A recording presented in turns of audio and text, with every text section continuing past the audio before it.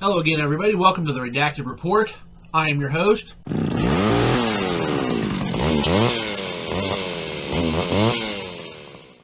Coming to you from an undisclosed location. And today we're talking about the new Texas Chainsaw movie that was just released this week. Now, before we get into the review and my thoughts on the movie, I just want to say, first off, I'm not the world's biggest Texas Chainsaw Massacre fan. I can watch them. They're okay. But I am one of probably the very few people in the world who actually thinks the original Texas Chainsaw Massacre is pretty overrated. It's not quite as overrated as like Black Christmas, but it's overrated nonetheless. But it has obviously some staying power and some qualities, and there's a lot of people who love the Texas Chainsaw movies. So, yeah. I'm just not the biggest fan of them, but they're okay. But anyway, this movie, I guess, was a Texas Chainsaw Massacre movie. And it was okay for what it was. There's a lot of things about it that kind of were unnecessary, didn't make a whole lot of sense. One of the good things about it was Mark Burnham, who played Leatherface. He did pretty well with what he was given. Wasn't given a whole lot. And like I said, a lot of it didn't seem like Leatherface. He seemed more like Jason Voorhees than Leatherface. But, you know, gotta change with the times, I suppose. But this movie just... One thing, it was obviously a complete rip-off of the premise of Halloween 2018. It was, a direct sequel to the original, and they brought back the original final girl as an old, grizzled, weathered woman who's been preparing for the inevitable showdown all those years later. So, basically, it's like the people who made the movie saw the box office returns of Halloween 2018. It's like, yes, do that. And with that, with the character of Sally Hardesty, it was almost as if, like, her character was pretty much unnecessary. I mean, I guess she was, I guess, a deus ex machina there at the end for them to get a hold of that shotgun that, for some reason, didn't kill him, because I didn't know Leatherface was an unkillable monster. I thought he was just a person who was just a hulking monstrosity of a man who could be hurt and killed like a normal man, but I guess not, but... Really, it's almost as if her scenes were filmed afterwards and just shoehorned in, because it really wasn't necessary. And a lot of it has to do with the fact they couldn't obviously get the original actress who played Sally Hardesty in '74, Marilyn Burns. She passed away in 2014, so they had to go with someone else. And she actually did kind of look the part of someone who would, as what Sally Hardesty would look like 50 years later. But really... It's difficult to really get... She couldn't capture the original magic, let's say, and she wasn't really given a whole hell of a lot to do. She was just basically just there. But if she wasn't there, the movie wouldn't have been any better or worse with or without her. So really, they just thought if they bring back the character, that they would get maybe some of that magic that Halloween 2018 did, but... One of the reasons why, it wasn't just the fact that they brought Laurie Strode back, is Jamie Lee Curtis reprised the role. So, it was kind of unnecessary to even bring the character back. They should have just let it go. But that being said, she might be one of the few redeemable characters in this movie, because most of the characters in this movie were just awful. And not like the kind of awful you think that you want to see, like, that you see in a slasher movies. Oh man, I can't wait till they get there. They're just so annoying. They were insufferable whiners, man. Like, every one of them was just pretentious as hell. Even the car in this movie was pretentious. I mean, seriously, I was glad to see them meet their end, but just because I just wanted them off my TV screen rather than the fact that they were just annoying slasher movie characters. And of course, they had to add some social commentary stuff in here with the Confederate flag and the character of Lila as a survivor of a school shooting. I understand that those issues are very prevalent in today's society, but do we really need them in our slasher movies? A lot of people watch movies like this to turn their brain off and not have to worry about what goes on the outside. Do we really want to be reminded of it in the movie we're actually watching, the stuff we're trying to get away from? So, that was unnecessary.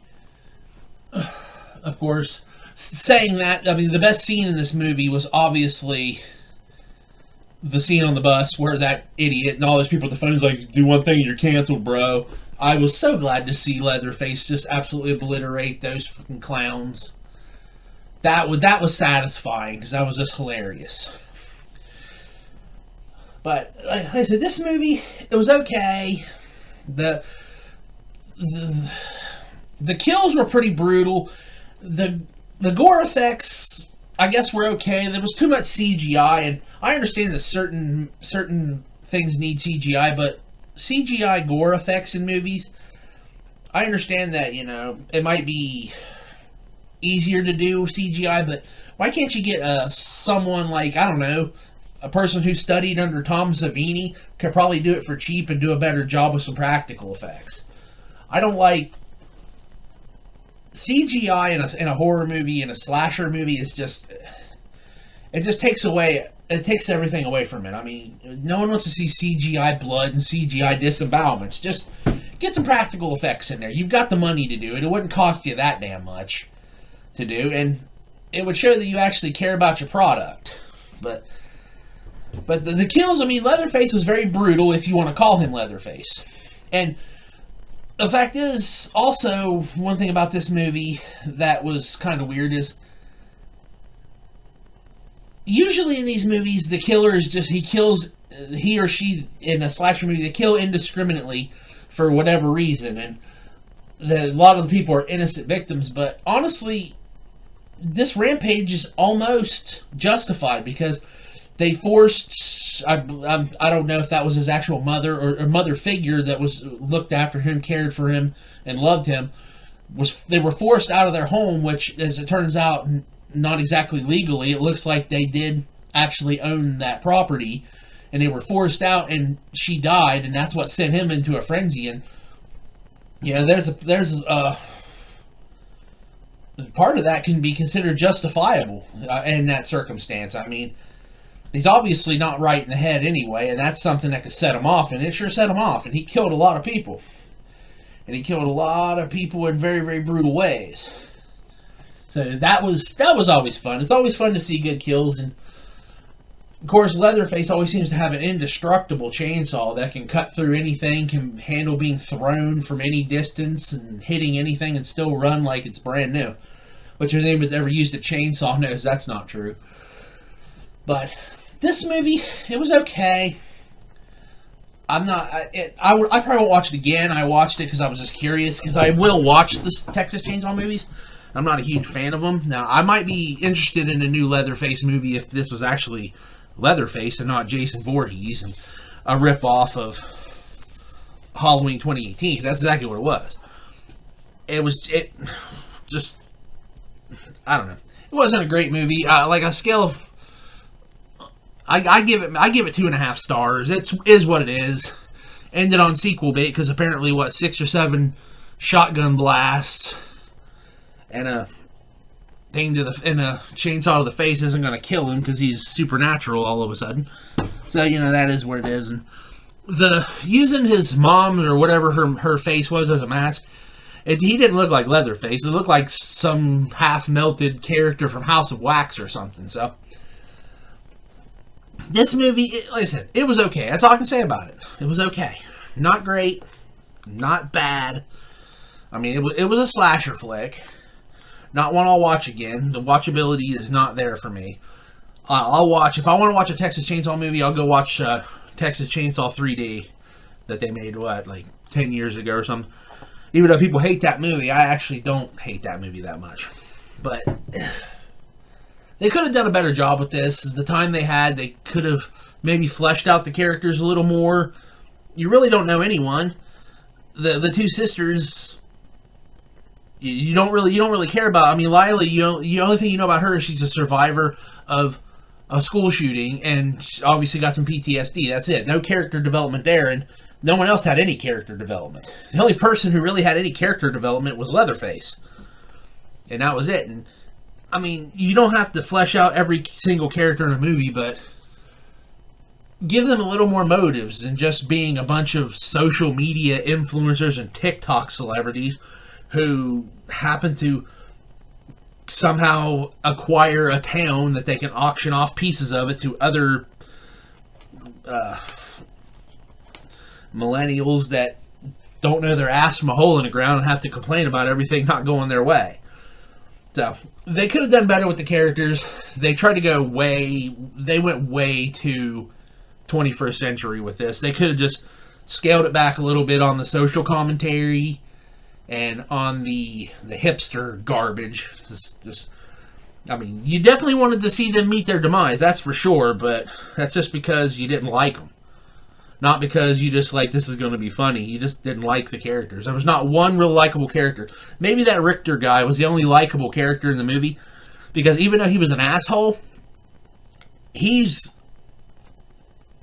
was justified in him being an asshole most of the time, because that older sister, I don't even remember her name because I didn't bother to learn it, but like he gets out of his truck at the gas station, and she just happens to make a comment about him carrying a gun, and so she disestablished herself as an insufferable bitch. So he was an asshole to her, and then with the whole issue with forcing her and Leatherface out of the house, not being 100% sure that they even own the house, and he was kind of pissed about that, and once again, kind of justifiable. So he might have been the only redeemable character in the movie. There weren't too many, but I can understand where he's coming from. I can understand where Leatherface is coming from in this movie, and there's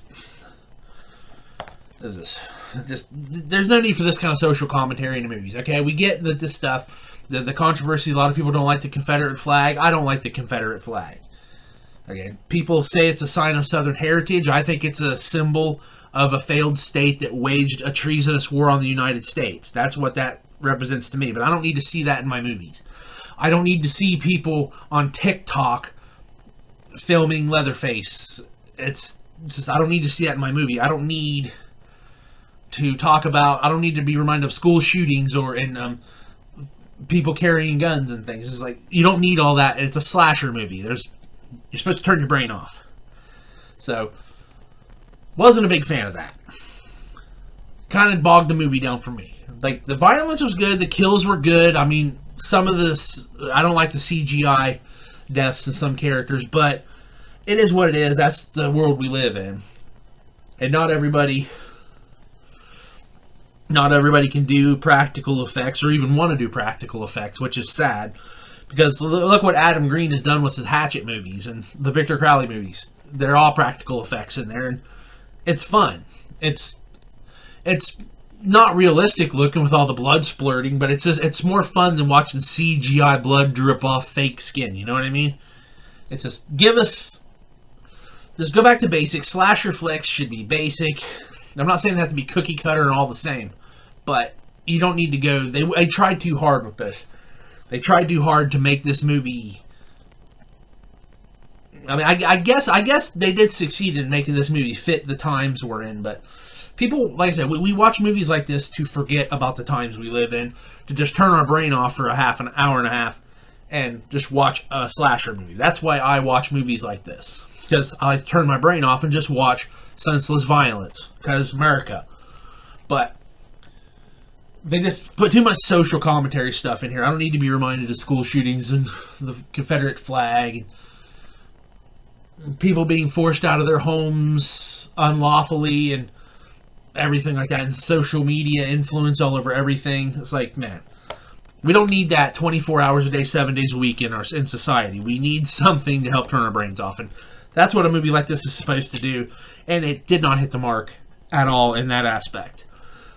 But I mean, I watched it because I knew there was going to be some gnarly kills and Leatherface was going to get his moment, and he did. Like I said, Mark Burnham did a very good job. Was he Gunnar Hansen? No. But that's the kind of magic you're not going to capture. Like, many people have played Leatherface, but Gunnar Hansen's the best. Just like many people have played Jason Voorhees, but Kane Hodder, in my opinion, is the best Jason. Certain people will play it better. But for what he was given and the version of Leatherface that he was tasked to play, he did a very good job. He looked the part. He definitely looked like a hulking monster that just kind of off a little bit. He looked a lot younger than Leatherface should have been, because Leatherface should have been at least in his 70s. Because I'm sure he was at the earliest maybe 20, 21 years older than the first one. It's been almost 50 years, so he would be probably at least 70. So he looked pretty young in the face when it showed his face. The skin, I understand using his mom. I'm just going to call her his mom, because I'm not 100% sure exactly who she is, and it wasn't really established. If it was, I didn't notice it, because like I said, I only watched it once, and I'll probably not watch it again. But the face, it just didn't look right. I guess as long as he puts someone's face on his face and wears it like a mask, that he's technically Leatherface, but he just doesn't look like Leatherface to me. But then again, I mean, you can say that about every Texas Chainsaw movie since the first one, because they all look different. Obviously, he's wearing different faces, because it's not like he's smoking that meat, the face meat, so it doesn't deteriorate and decay, so he has to keep changing faces. But it was, I mean, I guess it was okay for a Texas Chainsaw Massacre movie. I'm sure hardcore Texas Chainsaw fans aren't going to like it at all. But, I mean, for a Netflix movie, it was alright, and obviously it ended on massive sequel bait, and thank God that the older sister got killed in a very gnarly way. I was waiting for that, because I couldn't stand her the whole movie. I was waiting for her to get it.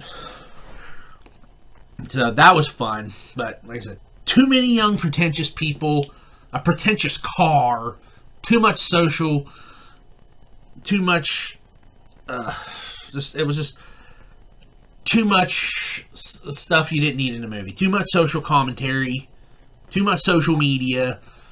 It's not really needed for a slasher movie. It was just all seemed like unnecessary filler. The whole Sally Hardesty's character, I mean, it seems like her, like I said, her entire scenes were just shoehorned in, and they added her in reshoots at the end. And they just added her so someone could get a hold of that shotgun. Which they didn't have to do that if they would have just realized someone in there knew how to use that AR-15 that Richter had. We didn't even need her for that. So, like I said, I give it 2 out of 5 stars. It wasn't a great movie. It wasn't the worst movie I'd ever seen. I mean, it's not like Babadook levels of bad, but it wasn't great, and it doesn't live up to the original. Like I said, the original I think is overrated, but the original was much better than this movie was. So. They were trying to capture the Halloween 2018 magic, and they did not. They failed on almost every level. Every thing they tried to achieve with this movie, they failed in terms of trying to do what Halloween 2018 did, because it will not make near as much money.